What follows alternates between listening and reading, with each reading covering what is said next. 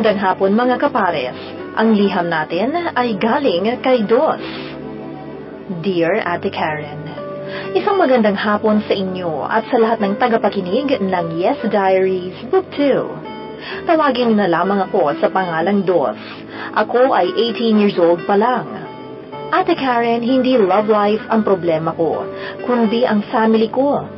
Dahil nararamdaman kong iba ang trato nila sa akin dahil isa akong homosexual o bakla. Tanggap naman nila ang pagkatao ko, pero parang iba ang trato nila sa akin, lalo na kapag may pera ako. Okay sila sa akin kapag meron akong pera, pero kapag wala ay parating mainit ang ulo nila sa akin. At masasakit at masasamang salita ang naririnig ko araw-araw galing sa kanila. Wala akong magawa kundi umiyak na lang kapag mag-isa ako kasi ayoko rin namang ipakita sa kanila na masyado akong apektado. Wala akong magawa, Ate Karen, at sa ngayon ay nagtatrabaho ako. Pero mag-aaral sana ako ng college, pero hindi ako makapag-enroll dahil may malaking problema sa birth certificate ko. Isa pa, meron akong mas nakakatandang kapatid na babae, 3 stepsisters at isang stepmother. Lahat sila galit sa akin sa hindi ko malamang dahilan. Minsan, naiisipan kong magpakamatay na lang pero sa awa ng Diyos ay tinutulungan niya ako sa mga problema ko. Wala rin akong makausap ng mga tao tungkol sa problema ko. Dati, meron akong mga classmates na pwede kong pagsabihan ang aking mga problema. Pero ngayon ay wala na sila kasi nga hindi na ako nag-aaral. Wala rin gustong makipagkaibigan sa akin kahit sa text lang. Ewan ko kung bakit kasi siguro dahil gay ako. Ang lungkot ng buhay ko, Ate Karen. Pakiramdam ko may sarili akong mundo. Gabi-gabi umiiyak ako at walang oras na hindi ako malungkot. Kahit may mga kapatid ako, hindi ko naman sila makausap. Kasi kapag kakausapin ko pa lang sila, ay sinisigawan na nila ako. Deep inside my heart, parang sinasaksak ako sa sakit ng mga salita nila.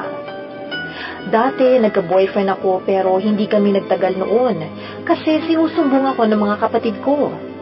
Pero kapag sila naman ay may kasalanan, hindi rin naman ako makapagsumbong kasi galit agad sila sa akin. At kapag may ginagawa sila, hindi nila tatapusin kasi gusto nila ako ang tatapos sa iniwan nilang gawaing bahay.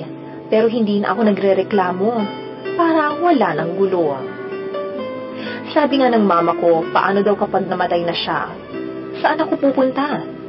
Kasi ayaw naman akong tanggapin ng mga kapatid ko.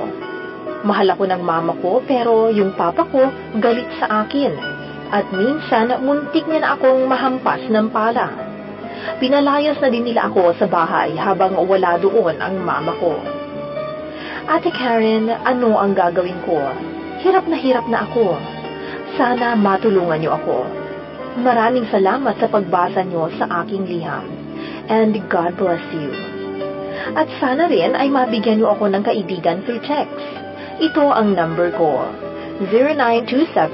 0927-962-7184. Maraming salamat and more power sa Yes FM.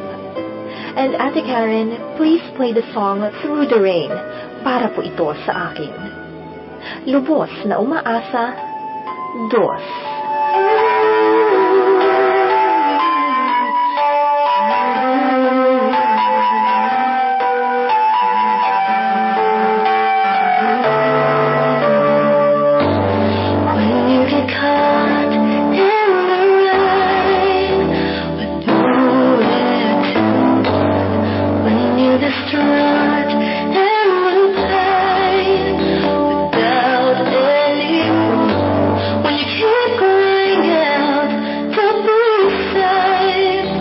Nobody comes into this world.